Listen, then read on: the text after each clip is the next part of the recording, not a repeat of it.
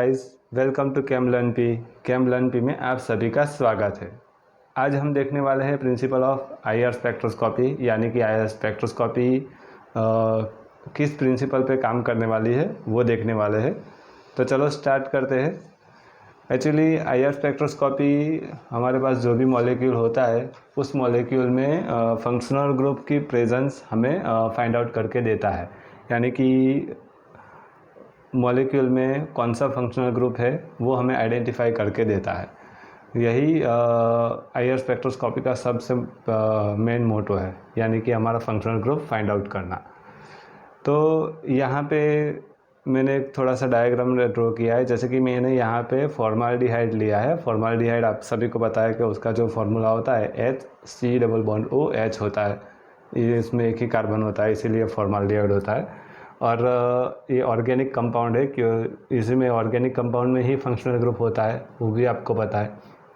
इसीलिए जो IR spectroscopy है वो ऑर्गेनिक कंपाउंड के लिए सूटेबल है। तो यहाँ पे क्या हो सकता है, यहाँ पे C+O है, यानी कि कीटोन ग्रुप प्रेजेंट है यहाँ पे। तो यहाँ पे जैसे मैंने आपको पहले वीडियो में बताया था वैसे कि फॉर एग्ज़ाम्पल यहाँ पे मेरे पास ऐसे एक बॉन्ड है, ये यहाँ पे आपका कार्बन होगा, यहाँ पे ऑक्सीजन है फॉर एग्ज़ाम्पल। तो होगा क्या, तो यहाँ पे दो चीज़ हो सकती है। क्या कि यहाँ से ऐसे बेंड हो सकता है, ऐसे बेंड हो सकता है, बेंड हो सकता है, ये ऐसे बेंड हो सकता है, बेंड हो सकता है, ऐसे बेंड हो सकता है, ऐसे बेंड हो सकता है। तो बेंड हो सकता है या स्ट्रेच हो सकता है। स्ट्रेच हो सकता है यानी कि अंदर जाएगा, ऐसे बाहर आएगा। वैसे जैसे ये अंदर जाएगा वैसे ही ये बाहर की साइड जाएगा, ऐसे। ठीक है, तो एक टाइम ऐसा होगा कि भाई ये अंदर की साइड जाएगा, ये बाहर की साइड आएगा, ऐसे। तो स्ट्रेचिंग हो सकता है और बेंडिंग हो सकता है। और जिस फंक्शनल ग्रुप में डबल बॉन्ड होते हैं ना, उसमें स्ट्रेचिंग भी होगा और बेंडिंग भी पॉसिबिलिटी है। दोनों की पॉसिबिलिटी सबसे ज़्यादा होती है। तो यहाँ पे भी C+O है, यानी कि बेंडिंग भी हो सकता है और स्ट्रेचिंग भी हो सकता है। जैसे मैंने आपको प्रीवियस लेक्चर में कहा था वैसे ही कि स्ट्रेचिंग वाइब्रेशन होने के लिए एनर्जी हाई एनर्जी चाहिए, एनर्जी ज़्यादा चाहिए, जबकि बेंडिंग वाइब्रेशन के लिए एनर्जी कम चाहिए, क्योंकि उसे बेंड करना है तो एनर्जी उसमें कम यूज़ होती है। इसीलिए ये जो फॉर्माल्डिहाइड है उसमें अगर बेंडिंग होता है, ऐसे बेंड होता है, ऑक्सीजन इस तरफ बेंड होता है, तो बेंडिंग वाइब्रेशन होता है हमारा 1200 सेंटीमीटर इनवर्स पर, यानी कि लो एनर्जी पर होता है। और स्ट्रेचिंग वाइब्रेशन होता है हाई एनर्जी पर, यानी कि 1700 सेंटीमीटर इनवर्स पर।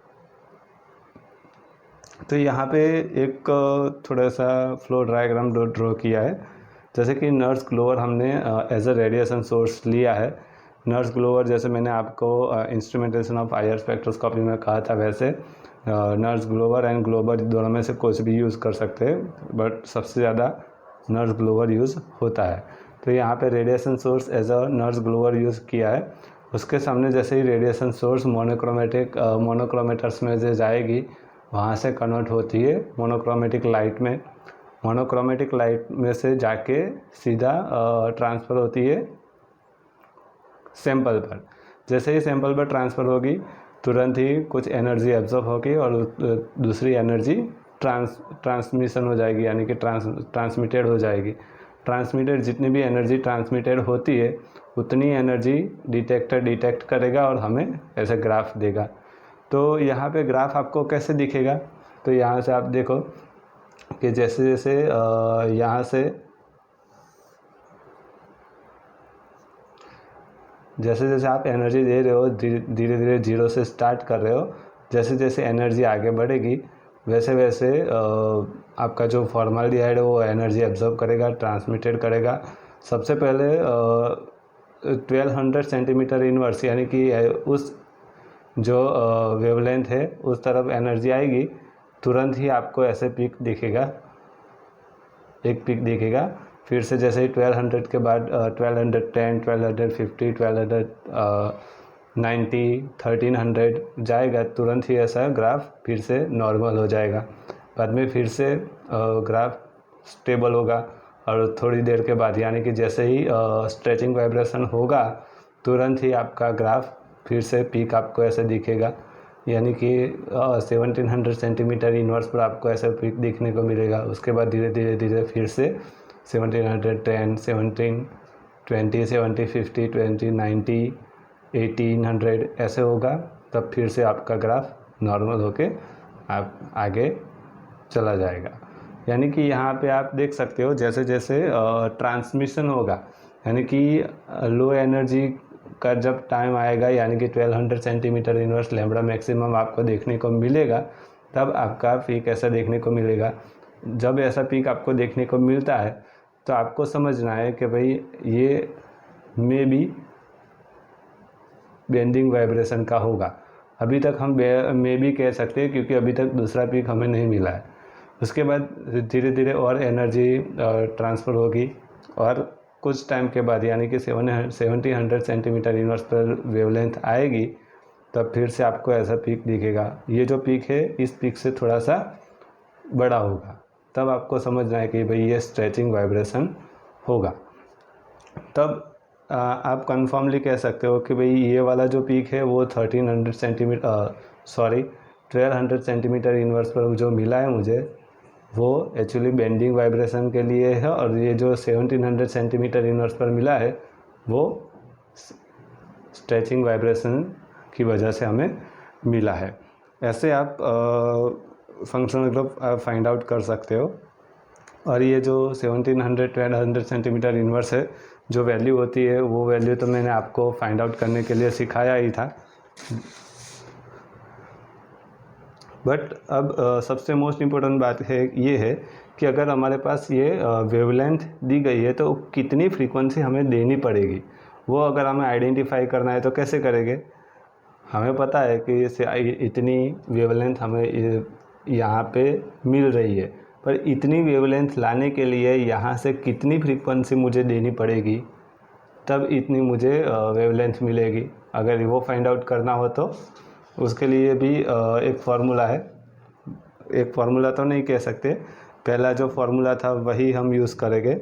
जैसे कि फ्रीक्वेंसी होती है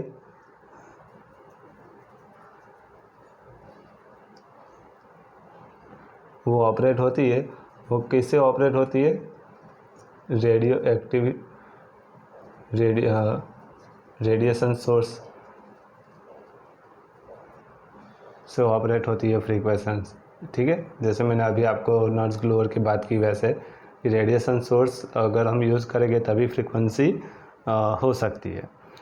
प्रीवियस लेक्चर में मैंने आपको एक फार्मूला कहा था कि mu equal to c by lambda. यहाँ पे म्यू क्या है, कोई बता सकता है? तो यहाँ पे हम म्यू यानी कि फ्रीक्वेंसी ले सकते हैं, यानी कि म्यू यानी कि फ्रीक्वेंसी।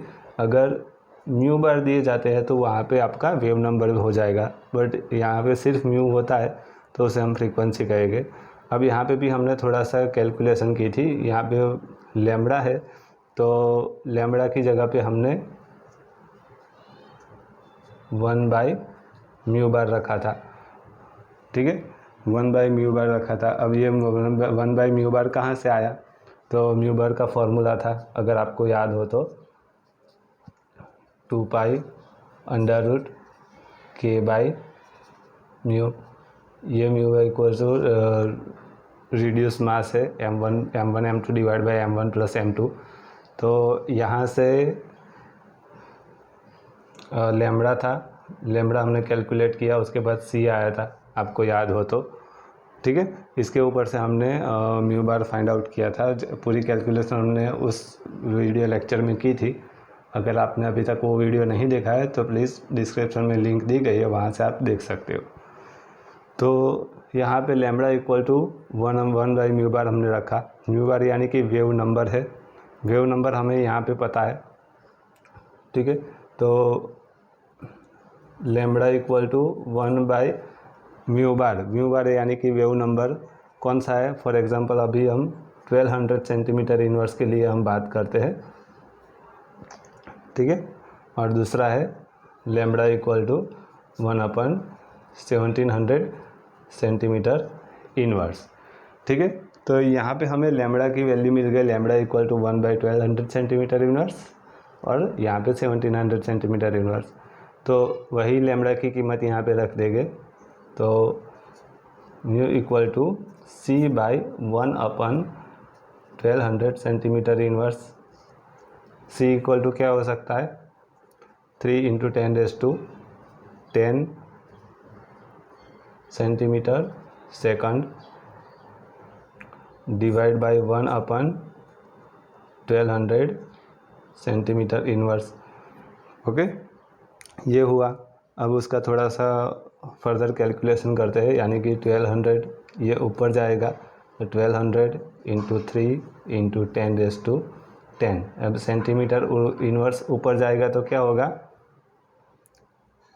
सेंटीमीटर इनवर्स ही रहेगा, क्योंकि 1/1200 सेंटीमीटर इनवर्स है, यानी कि पहले तो यहाँ पे जाएगा सेंटीमीटर होगा और सेंटीमीटर से फिर से ऊपर जाएगा तो सेंटीमीटर इनवर्स ही रह जाएगा, यानी कि सेंटीमीटर इनवर्स इनटू ये वाला सेंटीमीटर बाय सेकंड। ओके, तो यहाँ से ये दोनों क्रॉस हो जाएंगे, वो निकल जाएंगे, बाकी रहा सेकंड खाली।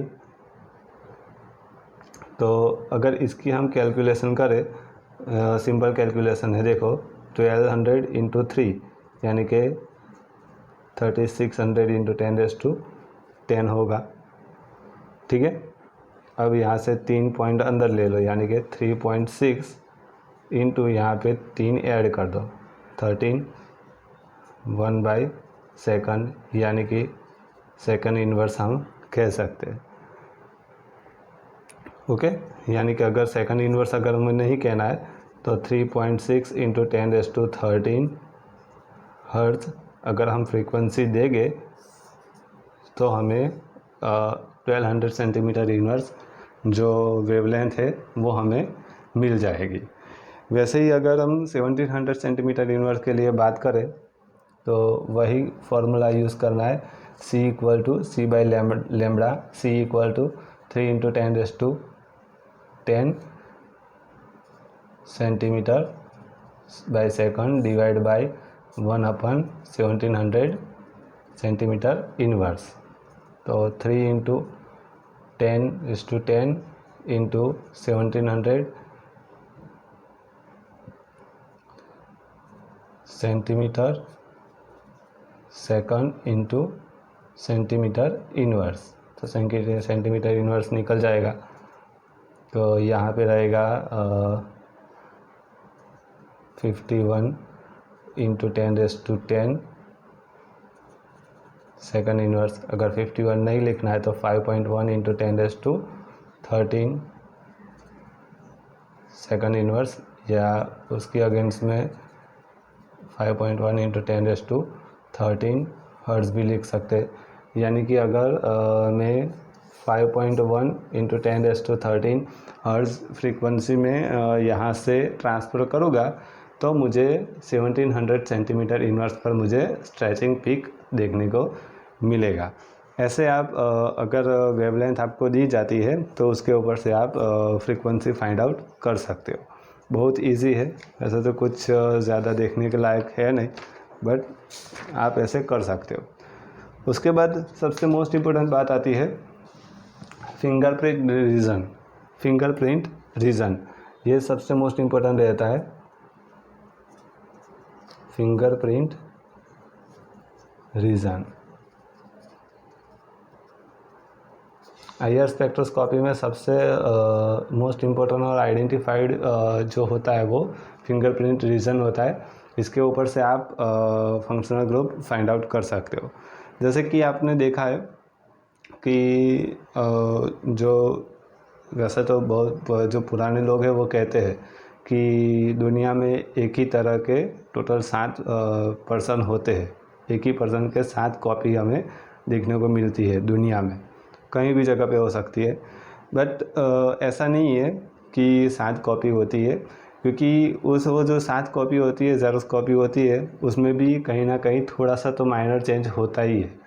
जैसे कि फॉर एग्ज़ाम्पल अगर मैं अब हमारी 2 उंगली की बात करूँ तो यहाँ पे जितने भी फिंगर है उसमें जितने भी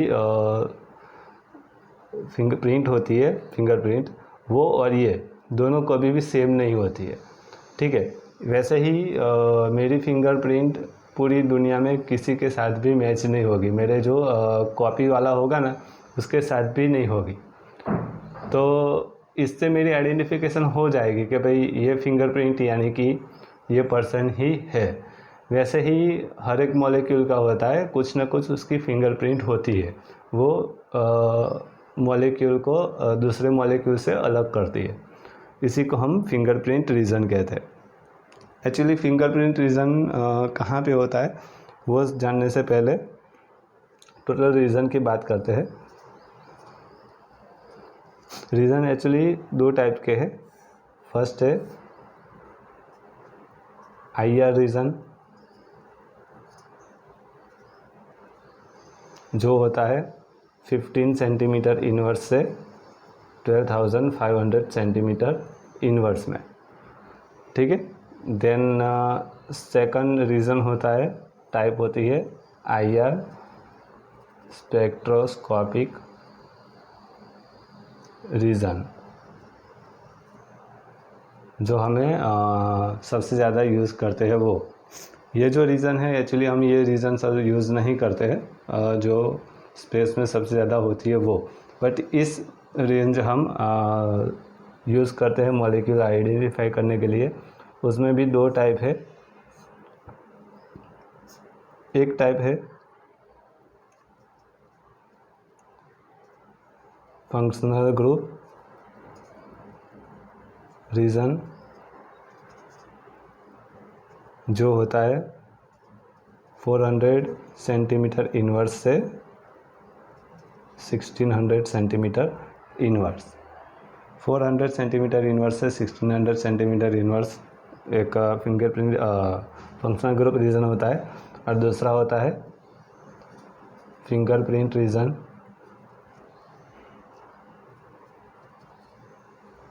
जो होता है 1600 सेंटीमीटर इनवर्स से 667 सेंटीमीटर इनवर्स।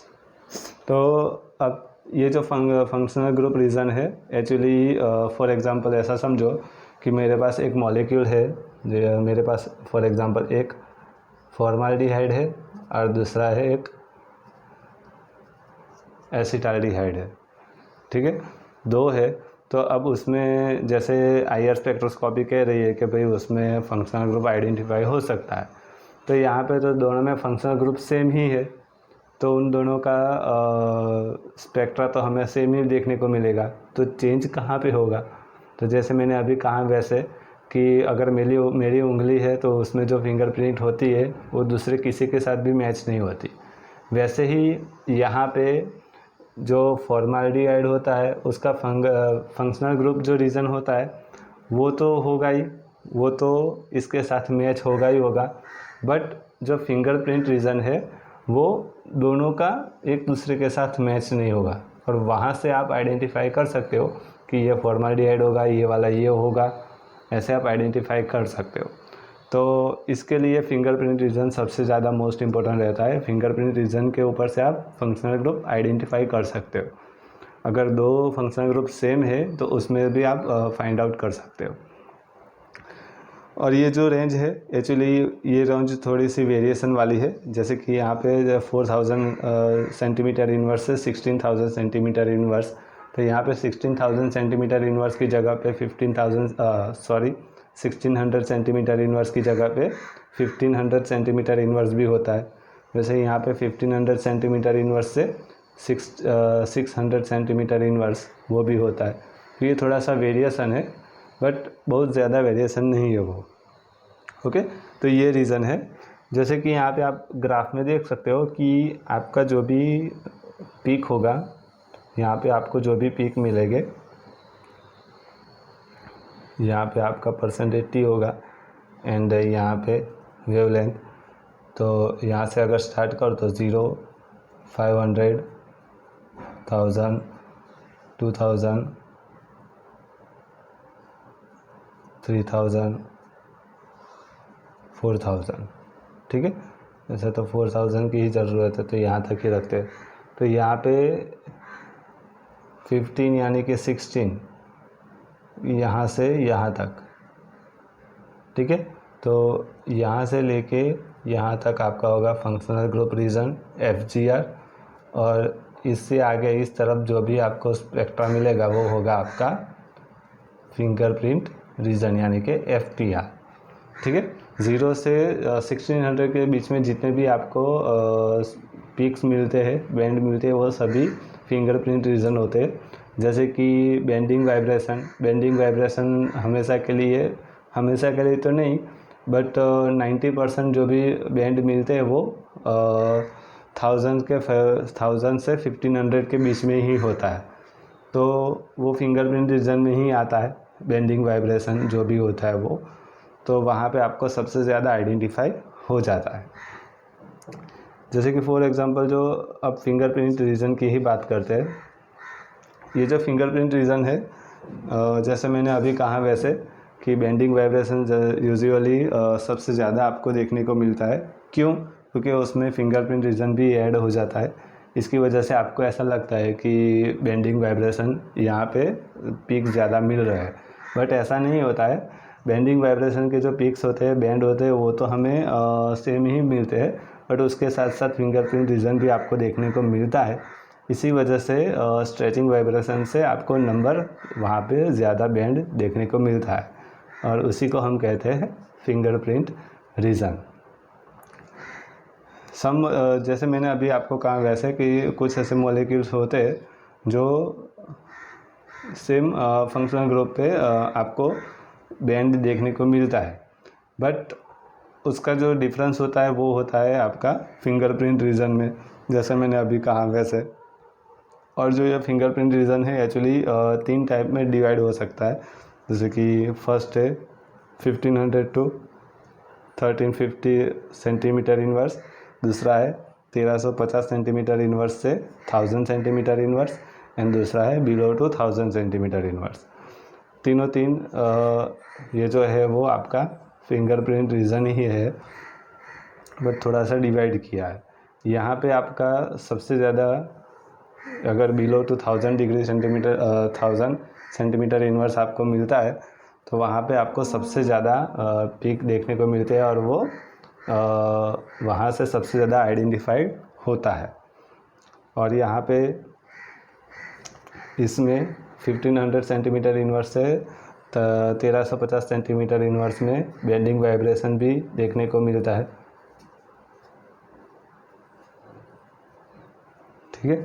तो ये था fingerprint region. Fingerprint region IR spectroscopy में सबसे मोस्ट इम्पोर्टेंट रहता है, जैसे मैंने अभी कहा वैसे। तो इसे हमें इग्नोर नहीं करना चाहिए, क्योंकि इसके ऊपर से ही हमें आइडेंटिफिकेशन मिलता है। तो आई होप आज का वीडियो आपको पसंद आया होगा। अगर पसंद आया है तो प्लीज़ वीडियो को लाइक करो, शेयर करो एंड कमेंट करो। एंड अगर आप इस चैनल पे नए हो तो प्लीज़ चैनल को सब्सक्राइब कर दो एंड बेल आइकॉन प्रेस कर दो, ताकि जैसे ही नया वीडियो अपलोड हो तैसे ही आपको नोटिफिकेशन मिल जाए। Thank you, have a nice day.